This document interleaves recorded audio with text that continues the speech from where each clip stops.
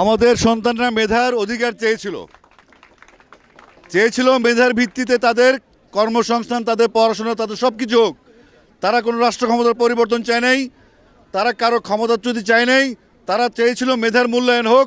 সেই মেধার মূল্যায়ন চাইতে গিয়ে যদি আমাদের সন্তানরা বুলেটবিদ্ধ হয়, প্রকাশে দিনে রাতে হেলিকপ্টারে করে এদিকে সেদিকে যে কোনোভাবে আমাদের সন্তানকে হত্যা করা হয়েছে, শিশুদেরকে হত্যা করা হয়েছে, নিরাপরাধ মানুষকে হত্যা করা হয়েছে, নিরাপরাধ ঘরের মধ্যে বসে থাকে বউ যারা পরিবার আছে তাদেরকে হত্যা করে, ছোটো ছোটো শিশু যারা অবুঝমান পৃথিবীর আলো দেখে তাদেরকে হত্যা করেছে।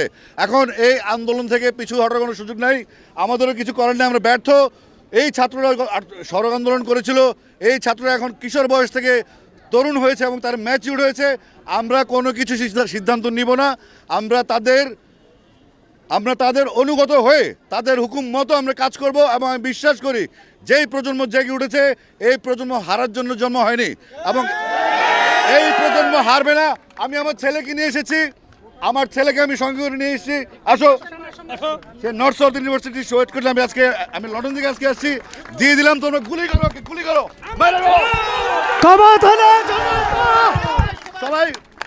আজকে কোনো কথা নাই, শুধু অল আউট গেম। যে কোনো ভাবে দফা একটা দফা একটা দাবি, এক দফা এক দাবি। স্বৈরাচার তুই কবে যাবি? আমরা মিলিত হবো শহীদ মিনারে। Thank you.